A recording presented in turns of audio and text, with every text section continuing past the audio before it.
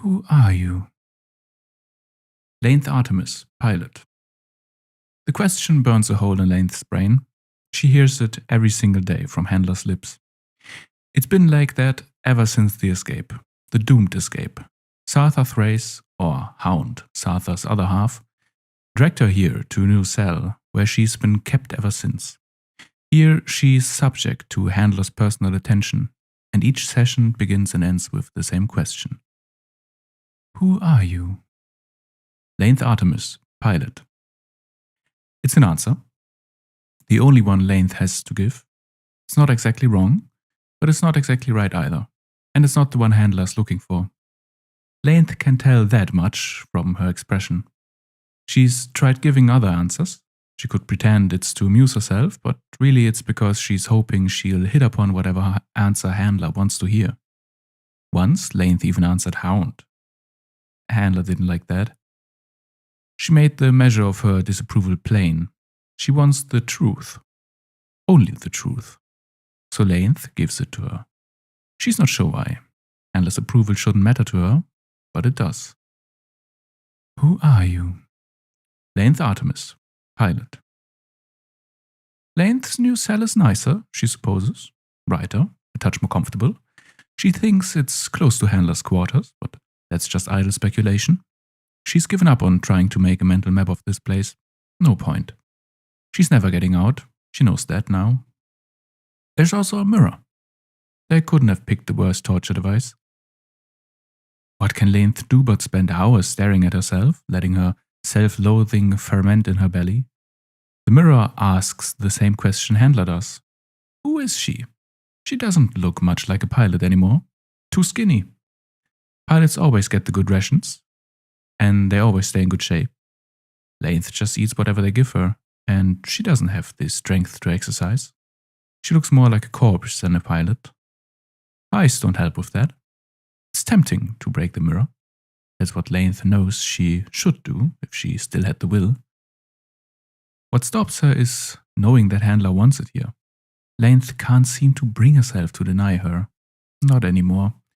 It's impossible even to imagine it, like trying to imagine the sun moving backwards across the sky.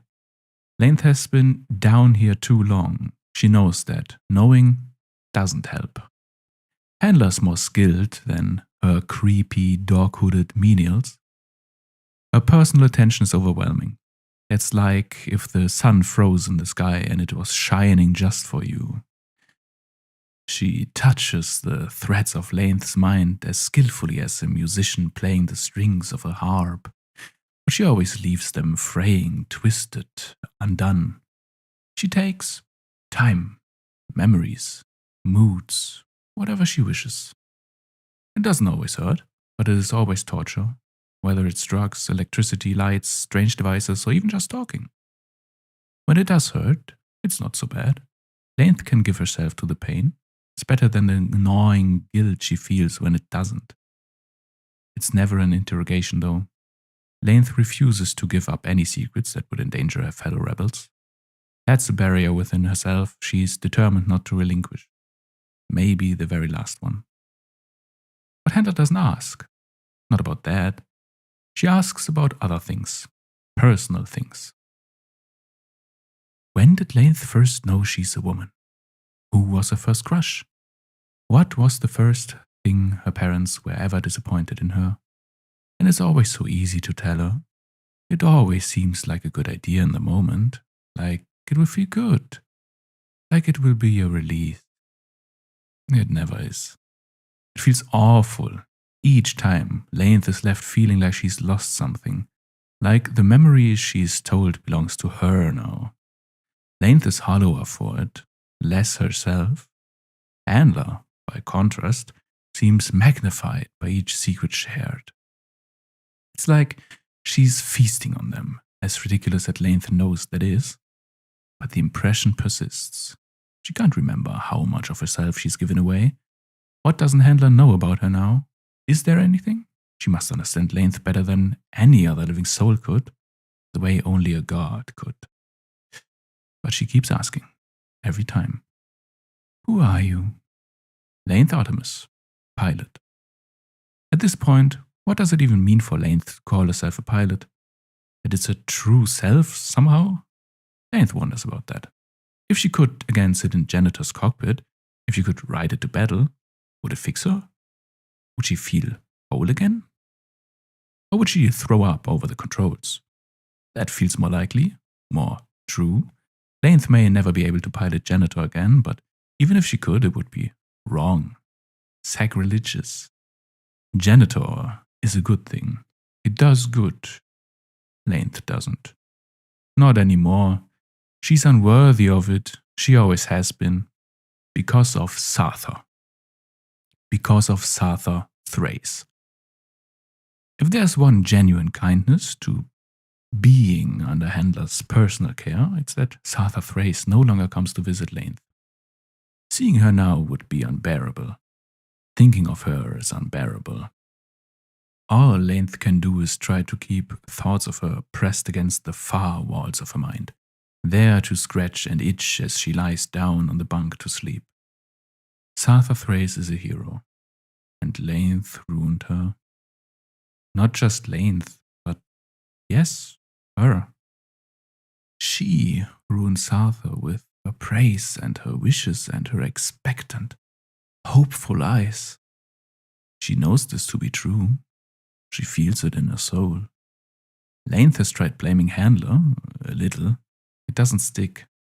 Doesn't have the same ring of dreadful truth to it. No, it was Lainth. If only she just stopped and thought about how all that hero worship must have felt to Sarther, about what a burden it must have been to bear, then, at least, Lainth would be innocent. But she never had. She'd always assumed Sarther could carry all that weight. And why couldn't she? Why couldn't she just carry it? Isn't that what heroes are for? Lainth can't blame Sarther, though. It's her fault. She did this. Those thoughts chase each other's tail in Lainth's head, round and round, over and over, guilt and anger, they never settle. She can't make peace with how she feels. There are, as they say, two wolves inside her. That phrase seems so much more sinister now.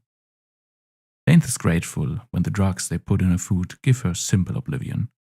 But just as often they do the opposite, especially lately. They've added something particularly obscene. Some kind of aphrodisiac. It's potent. It leaves Lainth at odds with her own body, pent up, pacing herself, filled with base urges that leave her disgusted with herself. She can't even blow steam the way every soldier does when they have the barracks to themselves. When she tries, there's only one face that comes into her head, and Lainth would never forgive herself if she soiled her hero even more than she already has. How long has the drug been in her food now? How long has she been down here?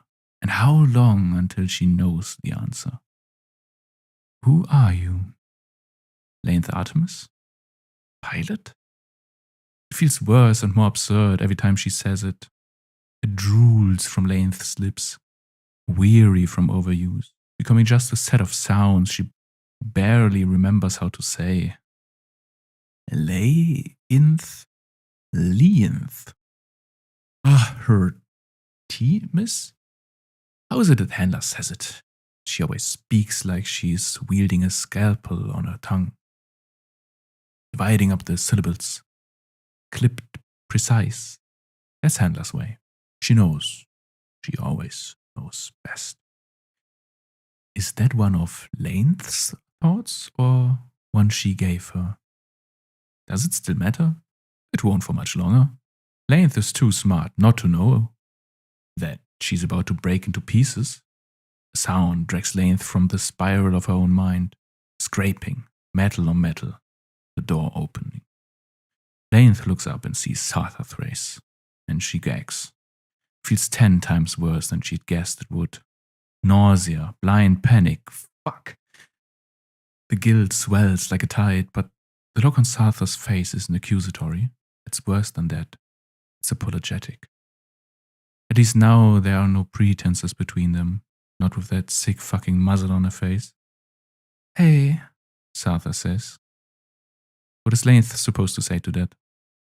What the fuck is she supposed to say to that? Absolutely no words could match what had passed between them the last time they saw each other, and so Lainth just sits there on her bunk, mouth open, staring stupidly until finally she musters up enough of herself to say, "Hey." Even her voice doesn't sound like her own at this point. Sartha seems to take that one little word for permission. She enters the cell, doesn't close the door behind herself, doesn't need to. She knows Lainth won't run. She moves cautiously, timidly even. It doesn't suit her. Sartha Thrace shouldn't tiptoe around Lainth like a mouse in a lion's den. "I'm sorry I couldn't come to see you sooner," the former hero says. "I wanted to, but she said, well, she thought it would be best." A line of thoughts presents itself for Lainth's consideration. She could try to reason out why exactly Handler would want to keep them separate for a time. Figuring that out could help Lainth understand what Handler is doing to her. Understanding could help her resist. Mind games don't work as well when you know the rules. At least she hopes not. Lainth doesn't have all the pieces of the puzzle, of course, but she could at least try to figure it out. Lainth decides not to bother. She is just too tired. "She did, huh?" she says instead, voice heavy. "And why does she think it would be best to come to talk to me now?" "I asked to," Sartha replies. "I've asked a few times. I wanted to make sure you were okay." Does she really believe it was her own idea? Pointless to ask. The delusion strikes Lainth as absurd, but less absurd than it might have at the start of her captivity. It's impossible not to believe that sometimes. Maybe Sartha's even telling the truth, but as soon as that occurs to Lainth, another voice in her head tells her differently. She's lying to you, betraying you. That's what she does, Lainth. That's a little hard to believe, Lainth says through gritted teeth. She adds belatedly, traitor. Instantly, she regrets the insult and her anger ebbs. She's not even sure where it came from. It's beneath her. No, she's beneath it. And it's her fault, isn't it? She helped ruin Sartha Thrace. Lainth has no right to any righteous fury. The wounded look on Sartha's face only adds to her guilt. "I did," Sartha promises, rising above the taunt. I've been worried about you. I know how it is, right? I've been exactly where you are." "I doubt that," Lainth mutters. "It's not the same. Handler's made that clear. There's a terrifying specificity to the way she dismantles people." Sartha isn't to be dissuaded. "I want to help you, Lainth. A shoulder to cry on. Someone to vent to. Someone to take out your frustration on. Anything." Lainth has trusted those words before. Sartha isn't here to help. She's part of something, and Lainth can't let herself be drawn in. But that doesn't make them any less enticing. How long has it been since she's had company? Outside of Handler, anyway. Not that she counts. The gulf between them is just too great. Company sounds like salvation, but Sartha's company? That would be like a mosquito biting her skin over and over. It's too loaded. Lainth can feel it even now. The cocktail of emotions she's barely been able to keep repressed. Admiration, loathing, attraction, admiration, hurt, guilt. She's never felt more on edge. Not once, not even in the heat of combat. What's Sartha doing to her? "Can I at least sit down?" Sartha ventures. Lainth really doesn't want her to. Having her here just feels wrong, like she's going to get kicked again. But something keeps her from refusing. She doesn't want to be alone either. And more importantly, perhaps, she knows Sartha's presence is Handler's will. So Lainth just gives her a stiff nod. "Thanks." Sartha's still cautious and slow as she approaches. Moving that way is so wrong for her. As she perches on the other end of Lainth's bunk, it's almost like she's afraid. "First of all, I wanted to say this straight up. It's all going to be okay. This will all make sense soon." Lainth looks at her uneasily. "You said something like that the first time we met down here." "Yeah," Sartha nods. "That was the worst part for me. Not knowing, not having any faith." She smiles at Lainth. tries to smile anyway. I thought you might need to hear that again, right about now. Faith. Lainth feels nauseous. Faith. Sartha's all but overflowing with it. There's a light buried in her eyes, a light she can always see. It's wrong. Faith in her. Yes, Sartha says hopefully. In her. Sartha's voice trembles with awe as she says that. Lainth tries to pretend hers doesn't too. She wants what's best for us, Sartha adds. Maybe you can see that better now. Lainth just snorts. How can this be best for Sartha? It seems absurd. But she knows now, of course, what Sartha was going through before, when she was a hero. Lainth knows what all that did to her, so it doesn't seem as crazy as it should. But this? How could this ever be better?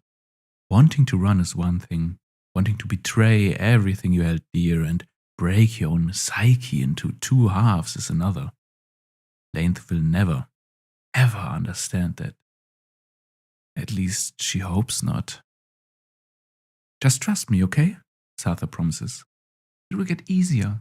She says you're doing very well. Lainth twitches. That's not good. Fuck her and fuck you. She manages, although her heart isn't in it. She can waste her time with me forever. She'll never get what she wants.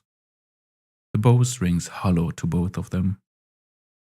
Sartha doesn't even look offended, just pitying. Lainth knows why. This is passive resistance, not active. She's not fighting anyone, not really. Just betting that whatever Handler's rooting around in her head for isn't actually there. She's not denying that Handler can take her apart, brick by brick. It's normal to be angry, Sartha tells her. You can be angry at her for now. She won't mind. She'll forgive you. Lainth just hates that a part of her brain lights up with relief at that. She tries to suppress that pleasure, to shove it back down in the dark where it belongs. She can't. It's hard. Too hard. Why can't she think? Why is it so hard to just fucking think? Sartha's to blame, Lainth. It's Sartha's fault. It's like she's doing something to Lane just by being here. Being on edge doesn't even begin to cover it. It's deeper than that. Atavistic. Like being prey in the presence of a predator, or the opposite? Lane's not sure. She just knows it's itching at her all over.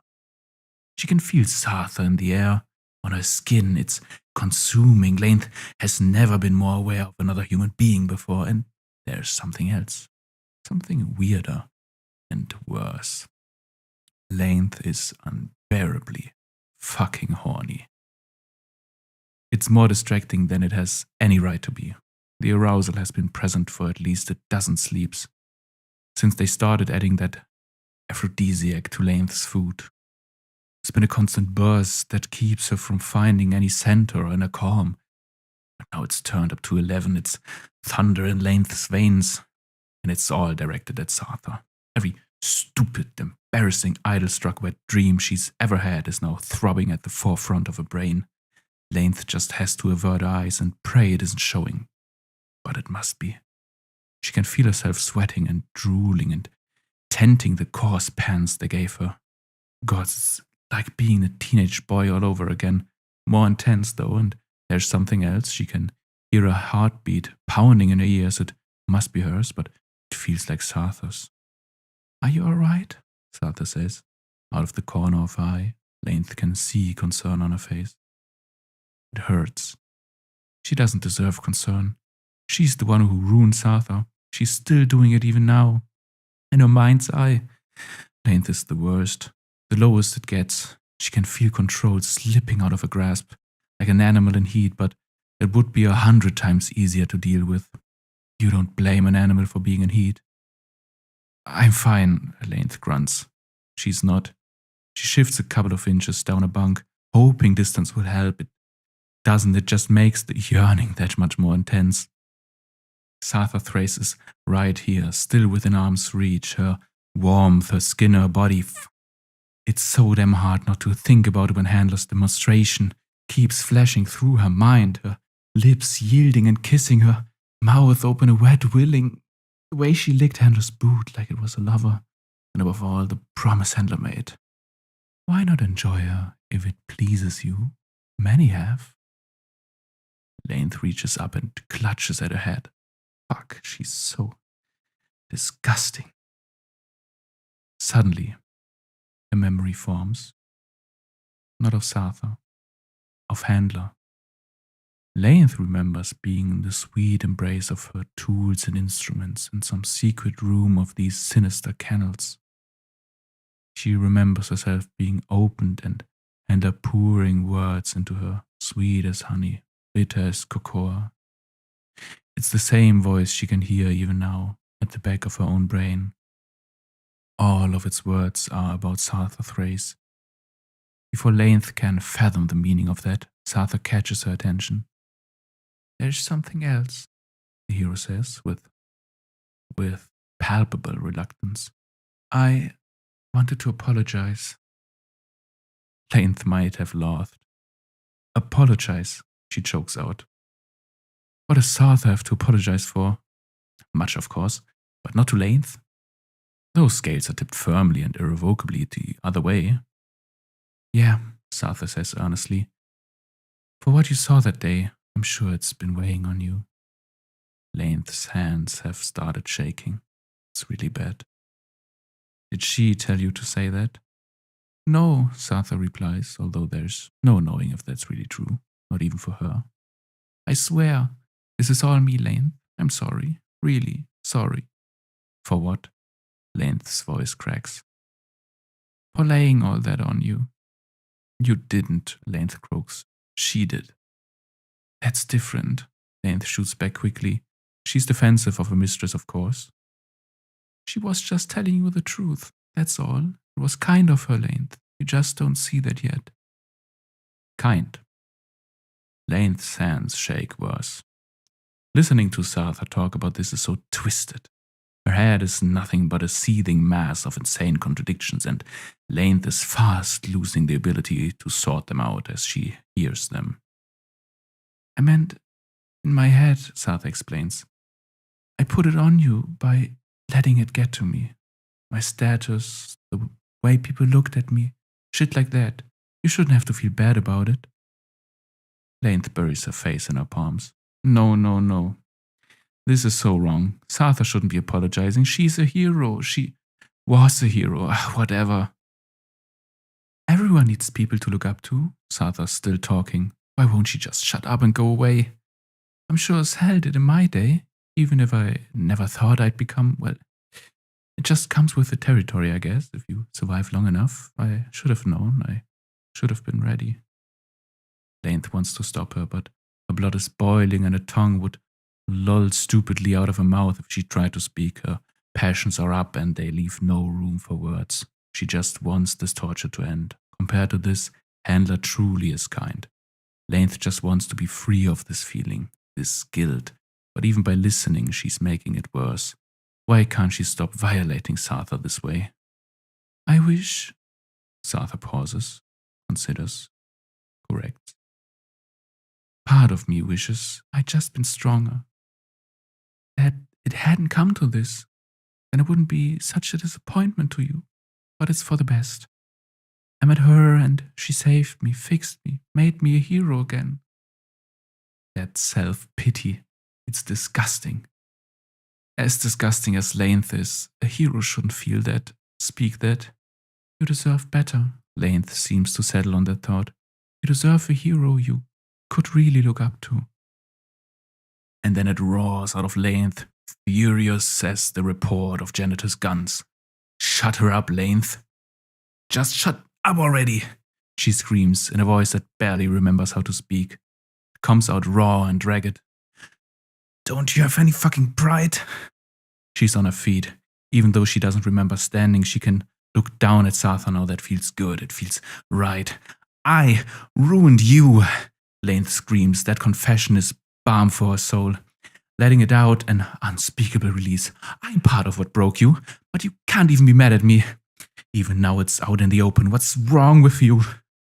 Sartha doesn't reply. She looks surprised, but not hurt, not afraid. She's serene. That pisses Lane off even more. Why isn't she angry? If she was anything more than a broken mud, she'd be angry. Why aren't you angry? She rages. It's not right. Sartha's strange tranquility. Sartha Thrace isn't like that. Her Ansior is a furious machine. Sartha Thrace always fought with an avenging anger in her heart for anyone who ever hurt her comrades. You were a hero. Stand up for yourself. Stand up for something. Aren't you tired of taking it all lying down? Me, handler. Fuck. If you're a traitor, at least be a traitor. Not this. Still no reply. Why not? Why won't she talk? What's she hiding? Lane needs to see. She needs to see closer. She grosses the gap between them in a stride and grabs Sartha's collar up in her fists. Howling the broken woman to her feet is easy. Maybe the anger is making Lane strong. She puts her face close to Sartha's, as close as this ridiculous muzzle permits. What's with that anyway? Why won't she just take it off? Look at me! Lane roars. She needs to see into those eyes. Sartha obeys, and for a long moment Lane just stares and stares, searching for an answer, searching for a feeling, for any feeling, for something real. In Sartha's eyes, she reads validation. Sartha is validated by Lane's anger. That feels like an even greater betrayal. Lane's rage flares hotter still, but there's something else too. Being this close to Sartha is a mistake. Her scent is overpowering. Lane can feel her heat under her hands. It's too much. She was horny before, from the drugs. There's no words for what she is now. It's too much. It becomes all of her, flooding her senses and her limbs, flooding even her anger, becoming one with it. It's all one feeling now, violent and restless. Did you? Lane growls. Words come hard and slow. She's beyond them. Did you ever really mean it? Did you ever really believe in something? Even Sartha looks a little shocked at the accusation behind her words. Yes, she cries. It's a prayer, a hope. I did. I do. I'm a hero. She's trying to make sense of herself. It's useless, of course. She's only what Handler allows her to be. Handler's the one to be angry at, but Lane can't imagine that anymore. And in any case, Handler isn't here. But Sartha is. She's lying to you, Lane. Stop lying! Lane yells in her face. There's no stopping the strange alchemy happening inside her, and her feelings fold and merge. Something deep within her is being forged and dredged up. It defies reason and reality, but that doesn't matter. It's primal, atavistic. Stop pretending. You lied to us. To all of us. How could you do that? I didn't make her pay. Lane just hits her. Right in the gut. A hammer blow.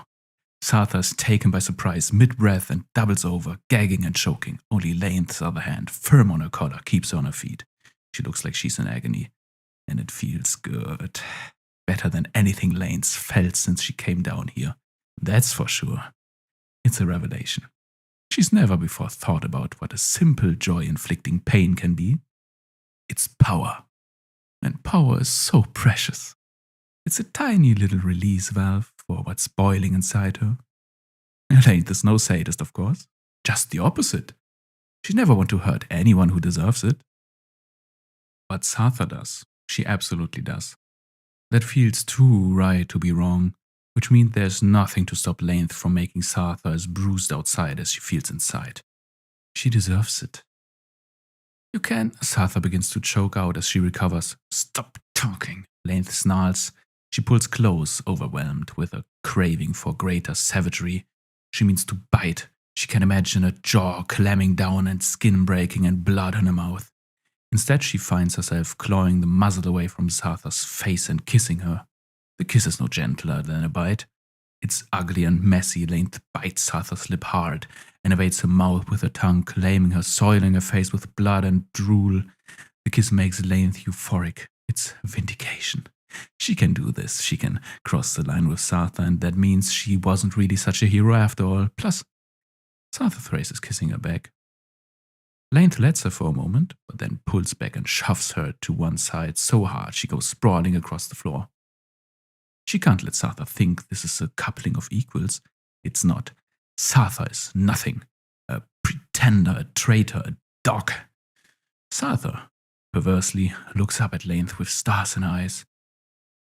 You can hit me, she pants, if you want. She said that you could. Permission. What does that mean? It implies anticipation. Did Handler plan this? That should trouble Length, but she's far, far too fixated on Sartha to devote any thought to it. Sartha wants this. Whatever guilt Length made her feel has transformed into sheer masochism. That disgusts Length. The Sartha Thrace she once believed in would never have looked at anyone like that. She's not disgusted by herself anymore, though. She's not like Sartha. She's one of the good guys. That's why she can do whatever she wants with a piece of shit liar like this. Sartha looks Length up and down. Her eyes settle on the telltale mark of Length's arousal. Those stars and eyes don't get any dimmer. You can fuck me too, if you want. Her eagerness is pathetic. Length wonders how she ever saw anything good or heroic in the brainwashed woman slumped on the ground before her. But she's willing, and Length is horny. That's simple enough. That's what you do for all of them, Length growls as she advances on Sartha. Isn't it? That's... Sartha struggles.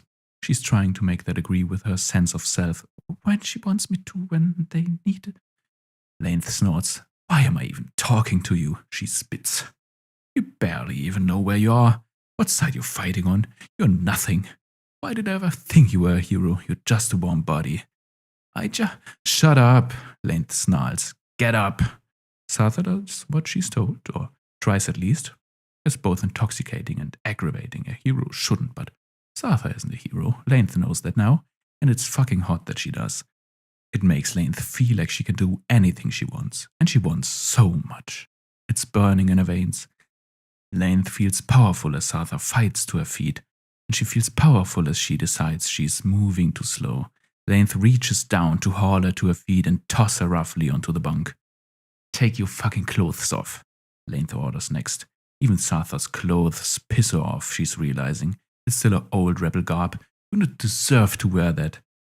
Once more, Sartha is too slow. When she fumbles a little with her jacket, Length intervenes and starts ripping it from her body, popping buttons and tearing fastenings. It's as easy as tearing paper. Length has never felt so strong, and she doesn't stop there. She makes her hands into claws, hooks them into Sartha's vest, and pulls apart until the whole thing comes to pieces in her hands.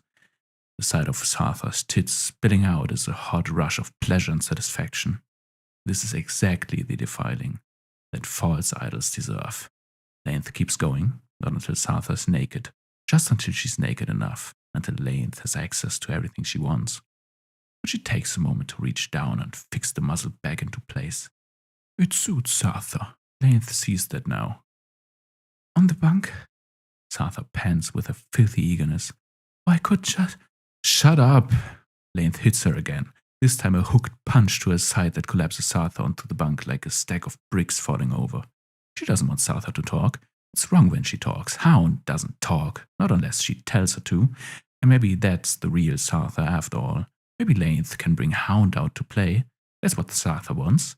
She wants the blissful surrender of sweat and heavy bodies. Fine, she can have that, as long as Length gets to prove she's not a hero, just a body. She deserves this too, Length. Fuck her. You want to, and so does she. Length kneels on the bed behind Sartha as she scrambles to her knees. Length's need is bursting out of her at the seams. She wants this, and so does Sartha. Length starts undressing herself furiously and frantically, shucking her pants to her knees so she can free her cock and press it against Sartha's cunt. Sartha's clearly wet, and Length can see the bruise on her side already beginning to form, blossoming blue and purple where she planted the tip of her fist. Length grins and starts fucking her former hero. Their sounds are animal. Sartha's whining moans, the way Length growls her heavy breath, and the feral slap of flesh on flesh. There's absolutely no art to it. Length is no stranger to good sex. She considers herself more restrained than most, but she gets just as much pussy as every other ace pilot, and she likes to make sure the girls she brings back to her quarters go out and spread the right kind of rumors afterwards. But Sartha isn't like them. This is barely sex. More like jerking off, only the long-held fantasy of Sartha Thrace isn't just in Lane's head anymore. Admittedly, she didn't want Sartha this way, but now that she has her here, it's almost as good. Lane feels free in a way. There's nobody to look up to, nobody to disappoint. She can simply be this. And this is what you are, Lane. Her pace is furious, desperate. The last strokes have been in her food for weeks, and Sartha's face in her mind's eye has been an aching curse keeping her from release. Now the curse is broken. Now it's a red rag to a bull, and Lainth just wants to see that face soiled and bruised and made hers. She has her hands on Sartha's hips and pulls back on them hard with each thrust. Whenever Sartha doesn't match her enthusiastically enough, she digs in her nails, grown uneven and sharp from her captivity. Every stupid, pathetic puppy whine from the woman on her knees in front of her just drives Lainth onwards. To make her louder, she can rake her claws hard enough to draw blood. This is ascension. Better than piloting, better than victory. This is the best she's ever felt. Lainth doesn't care if it lasts long. She just wants that one moment, the release, the moment she truly makes Sartha hers. She's frenzied for it. Lainth reaches forward and puts her hand on the back of Sartha's head and pushes hard. Hard enough that Sartha's elbows buckle and she crashes forward, face planting awkwardly into the hard mattress. Lainth pushes forward and down, mounting her and keeping her there. The position lets her thrust longer and harder. And more importantly, it's even more degrading. Lainth likes that she can make Sartha take her whole weight, crushing her, making her bend her neck and brace on her shoulder. She's practically contorting herself, because Lainth is making her. This is all she is. This is all you are, Lainth growls. She's so glad she gets to be the one to show her. Not a hero, just this, understand? It's all personal now. She's the one Sartha betrayed, not the rebels. Lainth's comrades are all but forgotten now. In reply, Sartha just gurgles. Probably. She can barely breathe. Lainth doesn't care. Let her choke. A stupid, broken dog. Stupid, broken dog. Lainth huffs, voice cracking as her pleasure peaks. Fuck. Good dog. She comes, hard as hell. As she does, she slumps against Sartha, drugged up limbs, finally permitted to release the last of their strength. Her mind goes blank from the pleasure. It's everything that's been building up in her for weeks, maybe months. She lets it all go, driven by raw instinct. Her marks on Sartha, her common Sartha, her furious words thundering through her ears. Her satisfaction, her domination feels complete. This moment is the culmination of Lainth's entire existence. Her satisfaction is infinite. Until it isn't. When her orgasm dies, it's not just Lainth's need that fades. It's her anger. It's the wound of betrayal and resentment pressing on her brain like a cancer sore. It all goes, all at once. Everything that's been animating her. Lainth collapses back onto the back, legs splayed, her face aghast with dawning confusion. And then, slowly, horribly, Sartha draws weak, shuddery breaths. Lainth becomes aware that they are not alone in the cell. My, remarks Handler from where she's been watching. Lainth didn't hear or notice her enter, but she must have seen the entire filthy thing. Lainth Artemis, what have you done? Lainth hadn't realized just how fucking cold it was in the cell. Shivering, she meets Handler's gaze for a moment, and that's a mistake. In Handler's eyes, she doesn't see smug glee or victorious scorn. Her eyes are just impossibly cold, like the winter sky. They are a mirror, and they are perfectly truthful. Under those eyes, Lainth can't keep it together, not even for a moment. I didn't... Lainth's voice sounds absurdly small compared to those growls from just a moment ago. She's grasping for something, that voice in her head. Was it Handler's? Was it her own? How can she possibly hope to tell? You made me. Handler just tilts her head. Is that what you think? She doesn't. Not really. Lainth doesn't feel like anyone made her do anything. It was all her. Every ugly feeling. And every blackened thought. Her decision to, what? Fuck Sartha? Feels worse than that, although Lainth can't tell if it really is or is not. This is all too twisted, and all she knows is that her chest is ripping itself in two with guilt. Even if it wasn't Handler's voice, she must have chosen to listen to it. Surely she had a choice. But there's something. There has to be something. You put drugs, Lainth babbles, in my food. Of course, Handler replies. She doesn't need to deny it. She knows it's not enough. Lainth can already rehearse argument and counter-argument in her own head. How does she know the drugs aren't showing who she really is? Why would drugs absolve her responsibility? And it's not like she can't pretend she didn't want it. She's always wanted Sartha Thrace that way. No. Lainth knows what she chose. She felt herself choose it. But acceptance is still a bridge she can't cross. But, Lainth splutters. She glances at Sartha in half panic. No, but... Why are you so worked up about this? Handler asks her. You haven't done anything wrong. At that, Lainth goes very, very still. Her eyes fix on Handler again. She can't believe she just heard that. She never even considered that. Thought is foreign. She hasn't... But of course she has. No, Lainth shakes her head. How can you say that She wanted this. Handler is the kind of calm that makes her easy to believe. Every part of her. I'd know. Lainth knows poison when she hears it, but she can't stop herself listening. That's not true. Sartha wouldn't. She would, Handler tells her. I've been telling you, Lainth. Sartha isn't what you hoped she'd be. She's not a hero. She's my hound. The dreadful memory of what happened smothers any retort Lainth might have. She wants to insist that Sartha didn't want it, but she knows in her body the way Sartha hungered for a kiss and welcomed Lainth inside her. Fuck. The eagerness in her voice, she was practically begging for it. Would a hero ever do that? What Handler offers isn't right. Lainth knows that. But it's so tempting, and she's struggling to remember why it's wrong. Don't worry, Handler says softly. She sounds so kind now. Or maybe that's just in Lainth's head. I sent her here, you know. If you need to blame someone, you can blame me. I won't hold it against you. Now that's irresistible. Especially when Handler extends her hand and touches her fingertip to Lainth's cheek. She means to pull away. She almost does, but Handler's touch is perfectly cool. Feels like the only thing that can soothe the pounding heat inside Lainth. So she lets herself be weak for a moment. It's just a touch, she tells herself. Right. Lainth breathes. It's your fault. Handler nods. With that permission, Lainth bundles up her guilt and gifts it to the woman standing over her. In her mind, she recites all the reasons she should blame Handler, not herself. It works. It helps. She feels lighter for it. Handler, conversely, is unchanged. Untainted. She's not like Lainth. She can swallow all that guilt and culpability effortlessly. There's too much of her. It can't leave a trace. Lainth is just grateful, in a sad, pathetic way, that Handler isn't throwing it back in her face. That would be the perfect way to twist the knife. There's no way Lainth could handle it. She'd break. She'd shatter.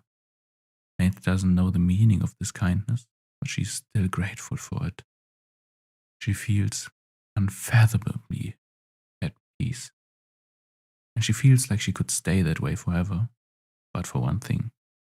Sartha. Sartha is still there, still next to her, drawing weak, shuddering breaths that remind Lainth of her presence. Sartha seems contented in a way. Lainth figures she got the oblivion she was craving. But now Lainth can't even stand to turn her face in her direction. It makes everything too raw, and it makes her remember that ugly, false reality, the one she's trying to push away, the one where she's guilty. Can you... Lainth begins quietly. She's hoping Handler's mysterious kindness will stretch just a little further. Can you get her out of here? Oh? Handler's still stroking her cheek. Are you done with her? Lainth whimpers. She wishes she wouldn't put it like that, but she can hardly hold it against her. And she desperately needs Sartha a gun so she can begin to regroup. Yes, I can't. Handler interrupts her with a disapproving, tongue-clicking noise. To length, it's as loud as thunder. No, that's no good, Handler says in a ghoulishly affectionate way. That's guilt talking, isn't it? Don't listen to that feeling, Length. Oh, okay, Length says sheepishly. She feels stupid now that Handler's lecturing her. What else can she say but okay? Her head is still splitting in two. She can't think. Still can't think. Look at her, Handler instructs firmly. Length whimpers again. No, I. Her head jolts and everything flashes white, and she realizes Handler has slapped her. Tears well up in her eyes. Stupid. It wasn't even hard. Certainly not as hard as she hit Sarther. Just a shock to get her attention and stop her rambling. But for Handler to lay a hand on her like that. Look at her, Handler repeats. She touches Length again, guiding her. Length doesn't resist. She's puppy weak. She looks at Sarther. Really looks. She has to because that's what Handler's telling her. It's not easy. Sarther's a fucking mess. If she was a hero 20 minutes ago, she isn't now. Her clothes are ruined. She's bleeding from at least 3 places. She's drenched in both her own sweat and Lane's. And the expression on her face is something truly inhuman. A fucked, stupid look of gratified, delirious masochism. It hurts to think that Length put it there, and it hurts just as much seeing how Length's cum is spitting out from between her legs to stain the bunk. This is the ruin of a hero. Look, and urges. Isn't she pathetic? Her words pull a string of Length's heart. They make her twitch. Yes, Sarther is pathetic. There's no use in denying it now, but the guilt is roaring back and forces a choked whimper from Lane's throat. It's okay, Handler soothes. You didn't do anything wrong, Lane. The head-splitting pain is worse than ever, unfathomably bad. Lane has felt her own neck being split open while she's inside, and that's the only thing she can think of that comes close. But to her, she wanted it, Handler reminds her. She asked for it. Lane shakes her head violently as the ache grows. No. Yes, Handler sounds so firm, so sure. How is it so easy for her? She's a traitor, Lane. Remember that. She betrayed you. Her words aren't helping, however kindly they are meant. If anything, they're making it worse. It's like Lane is seeing double. There are 2 versions of Sarther in her head. One a saint, a hero, faultless, suffering for a struggle until Lane ravaged her and left her like this. The other a traitor, a deceiver, someone who pretended she could bear the weight of the world until she gave up and decided to indulge in whatever sick fetish Handler satisfies. It doesn't make sense. Sarther can't be both. Lane can't hold onto both versions at once. It's too much. She tricked you, Handler says. All of you. She pretended to be more than just a woman.